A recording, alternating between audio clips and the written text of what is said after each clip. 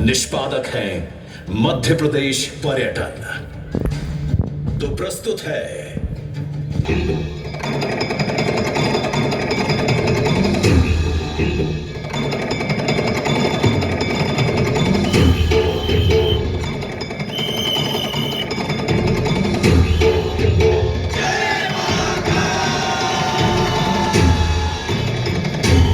बाबा दिक्कत हो रही है रहने में।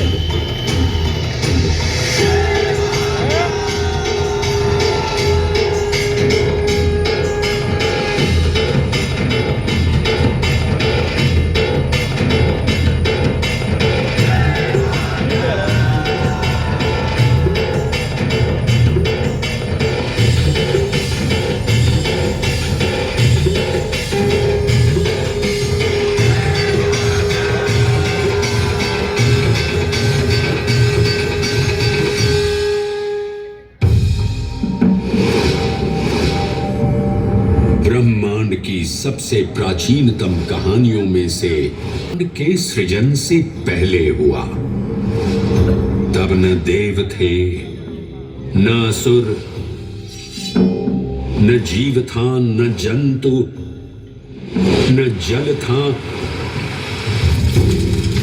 न अग्नि, न वायु, न भूमि। समष्टि के शून्य में विराजती एक शक्ति, कालातीत और कालों के नियंता।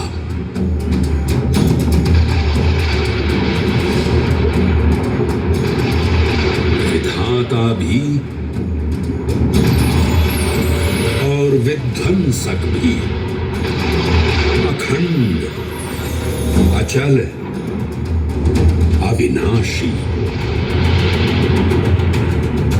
ये कथा है उस महादेव के महाकाल स्वरूप की, जो सृष्टि के आरंभ भी हैं और काल के आगमन भी हैं।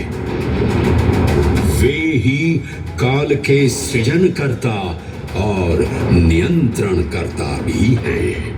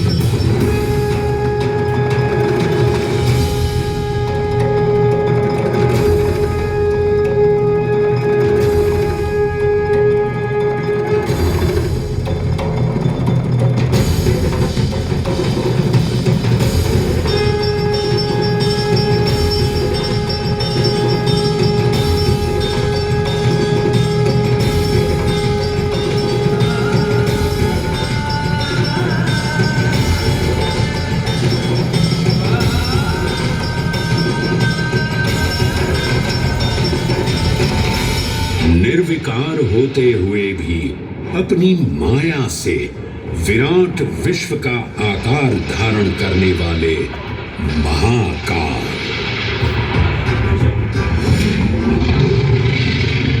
मेरुगिरी को धनुष और भगवान विष्णु को बाण बना दैत्यों के 3 पुरों का नाश करने वाले महाकाल।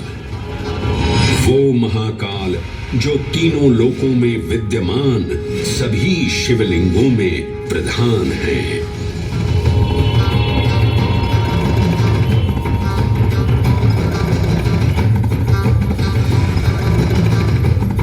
वो महाकाल जिनके त्रिशूल की तीनों नोकों से काम, क्रोध और लोभ पर नियंत्रण होता है, जिनके मस्तिष्क पर चंद्र शीतलता का प्रतीक है और और जिनकी सवारी नंदी के 4 चरण सत्य, दया, दान और तप का चिन्ह है।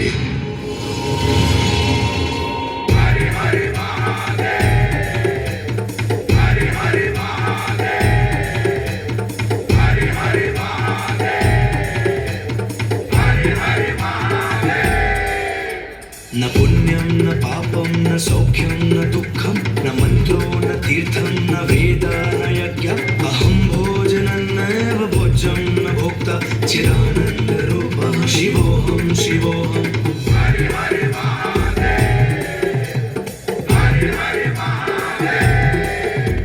अहं निर्विकल्पो निराकाररूपो विभुत्वान् च सर्वत्र सर्वेन्द्रियाणां न चासङ्गतं नैव मुक्तिर्न मे चिदानन्दरूपः शिवोऽहं शिवोऽहं चिदानन्दरूपः शिवोऽहं शिवोऽहं चिदानन्दरूपः।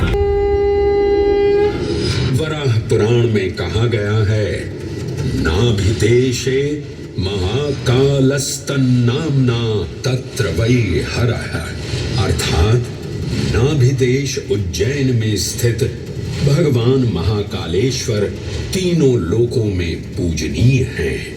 आकाशे तारकामलिंगम पाताले हाटकेश्वरम मृत्युलोके महाकालम सर्वलिंगम नमोस्तुते।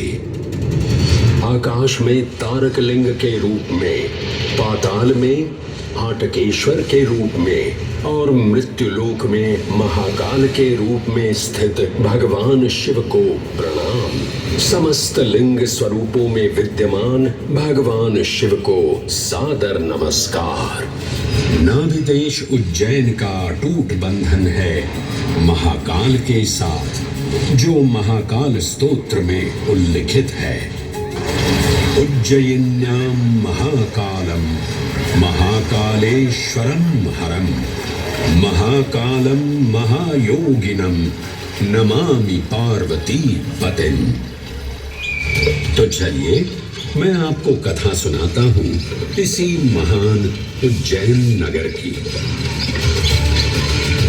उज्जैन, जिसे संस्कृत साहित्य में अवंतिका, विशाला, कुशस्थली, पद्मावती, कनकश्रृंगा, स्वर्णश्रृंगा, प्रतिकल्पा, कुमुदवती और अमरावती के नाम से पुकारा गया।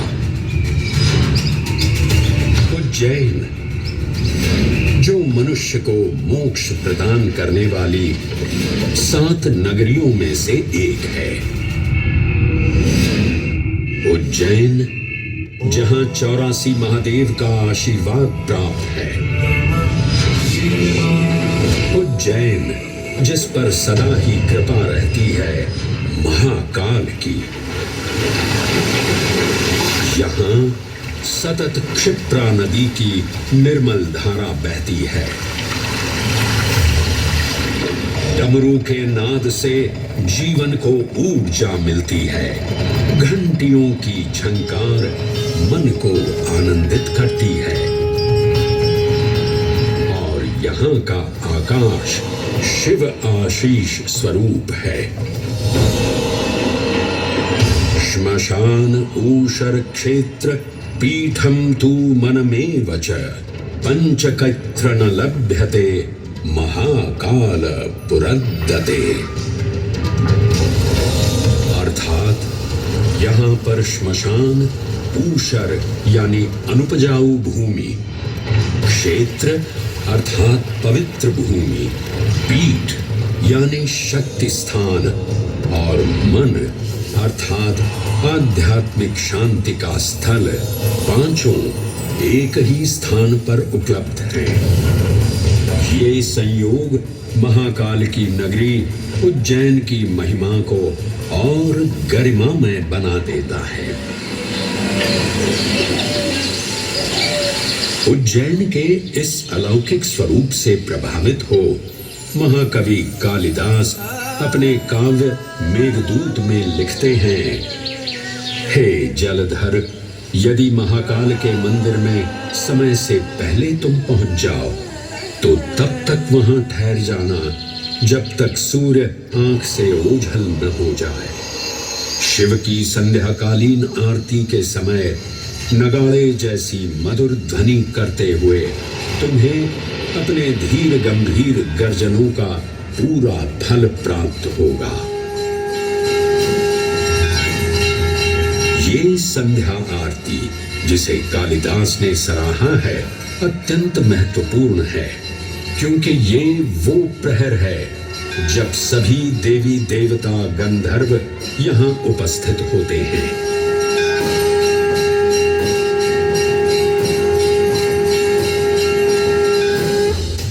उज्जैन की महिमा अद्वितीय है। सतयुग, त्रेता युग, द्वापर युग और कलयुग, हर युग में इसका अप्रतिम महत्व रहा है। इस काल यात्रा में सबसे पहले आपको सतयुग के उस कालखंड में ले चलता हूं जहां देव और दानव एकत्रित हैं समुद्र मंथन करने के लिए। मन की आंखों से कल्पना कीजिए, भगवान विष्णु ने कुर्म का रूप ले मंदरांचल पर्वत को अपनी पीठ पर उठा रखा है। सागर से विकराल लहरें उठ रही हैं, मेघ भयानक गर्जना कर रहे हैं। देव और दानव वासुकी सर्प को नेति बना और मंदार पर्वत को मथनी बना सागर को मथ रहे हैं कि तभी जल का पाप कालकूट विष निकलता है और पूरी सृष्टि को अपने ताप से झुलसाने लगता है। इस भयावह स्थिति ने देवताओं और असुरों के बीच हाहाकार मचा दिया। ये कैसा अनर्थ है? लक्ष्य था अमृतत्व का, पर अब मृत्यु की विकराल छवि हमारी आंखों के समक्ष मंडरा रही है। इस भयंकर संकट से केवल वही उद्धारकर्ता मुक्ति दिला सकते हैं जो समस्त विश्व के परम संरक्षक हैं। तभी सब महादेव की शरण में जाते हैं और पुकार लगाते हैं, ओम नमो भगवते रुद्राय। और फिर तुष्टा महादेव भक्तों की गुहार सुनते हैं, कैलाश से उतरते हैं, विष को अपनी अंजुलि में भर अपने कंठ में धारण करते हैं।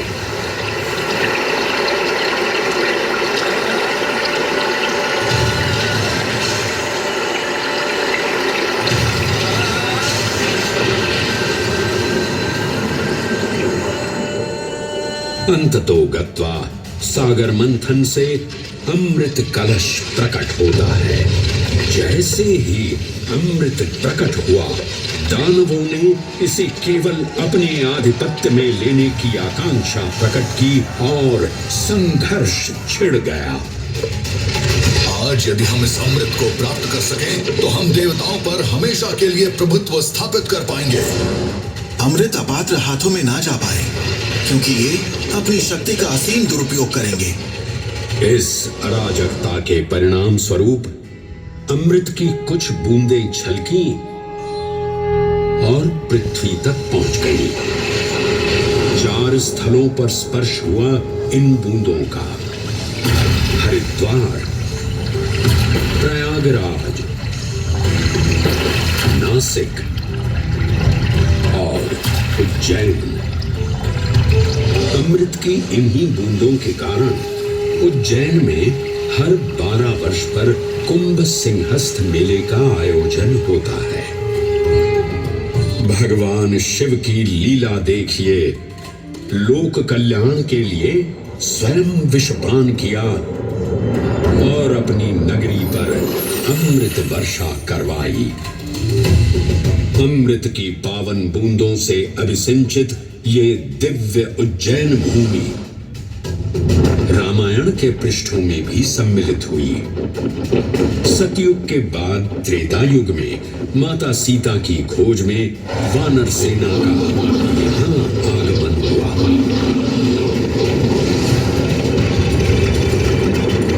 समय की इस यात्रा के माध्यम से अब प्रवेश करते हैं वाल्मीकि रामायण के किष्किंधा कांड में। जब वानर राजा सुग्रीव अपने यूथपतियों से सभी प्रमुख स्थानों पर जाने के लिए कहते हैं और उन्हें अवंती नगर यानी उज्जैन जाने का आदेश भी देते हैं। मेखला उत्कल के क्षेत्र, दशर्न के नगर, आब्रवंती, अवंती और विदर्भ के राज्य, साथ ही माहिष्का के आकर्षक राज्य में भी पूरी तरह से खोजना होगा। एक युग भगवान विष्णु के राम अवतार से संपृक्त और अगला युग उन्हीं के एक और दिव्य अवतार से समरस होना, ये अद्वितीय संगम केवल उज्जैन में ही संभव था। परंतु एक क्षण ठहरिए और ध्यान से सुनिए। ये हैं महाकाल के 1008 दिव्य नाम। हाँ, मैंने काल चक्र को परिवर्तित कर दिया है और अब द्वापर युग का शुभारंभ हो चुका है। विस्मय पूर्ण हो जाएंगे ये जानकर कि महाकाल के इन नामों को स्वयं भगवान श्री कृष्ण ने रचकर पिरोया था। महाकाल सहस्र नामावली की ये अद्भुत रचना उस समय की है जब योगेश्वर कृष्ण, उनके मित्र सुदामा और शेषावतार बलराम ने अवंती नगरी में भगवान श्री कृष्ण को अवंती ने ऐसा मंत्र मुग्ध कर दिया कि यहाँ 64 दिनों तक रुककर उन्होंने 64 विद्याएं और 14 कलाओं का ज्ञान लिया। उज्जैन का संबंध महाभारत से भी जुड़ा हुआ है। इस महान महाकाव्य के वन पर्व में उल्लेख किया गया है कि महाकालेश्वर मंदिर में स्थित कोटि तीर्थ जल का स्पर्श मात्र करने से अश्वमेध यज्ञ के समान फल प्राप्त होता था। और फिर परिवर्तन की इस अनवरत धारा ने एक नई कहानी लिखी। उज्जैन में उदय हुआ मौर्य वंश का। सम्राट बिंदुसार ने अपने पुत्र अशोक को उज्जैन का राज्यपाल बनाया और समय के साथ अशोक के शासनकाल में धम्म का विस्तार हुआ। मौर्य वंश के पश्चात विभिन्न राजवंशों, सम्राटों और नरेशों ने उज्जैन की सेवा की।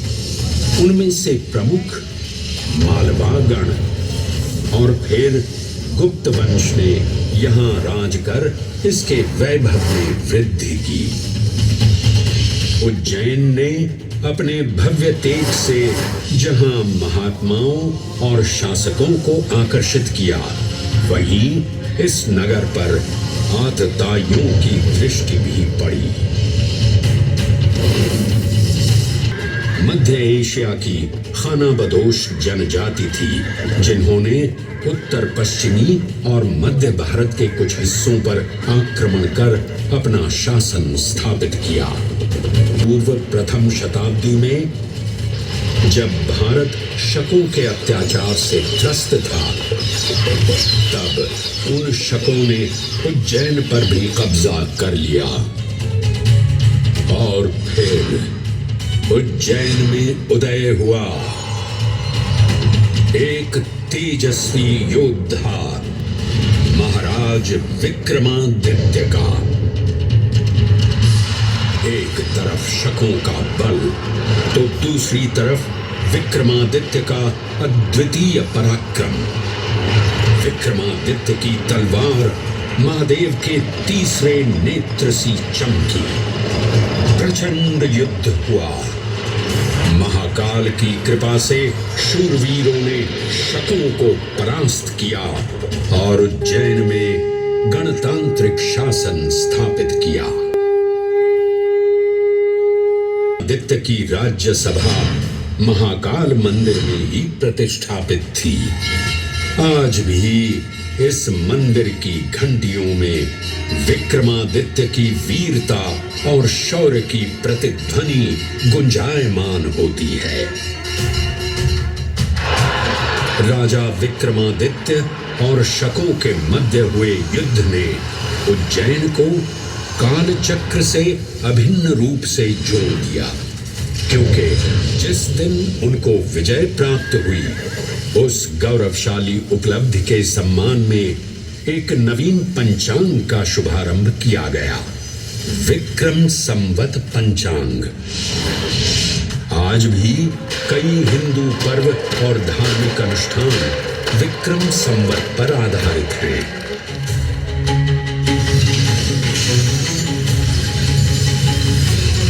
भौगोलिक कर्क रेखा इस पावन उज्जैन भूमि से होकर गुजरती है।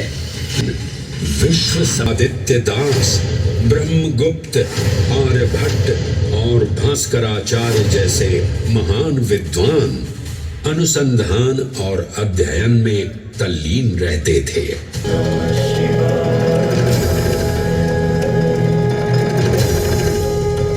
श्वासों को शिव मंत्र से अलंकृत कर, मन को भाव की गंगा से निर्मल कर, जो भी उज्जैन में महादेव की शरण लेता है उसका कल्याण होना निश्चित है।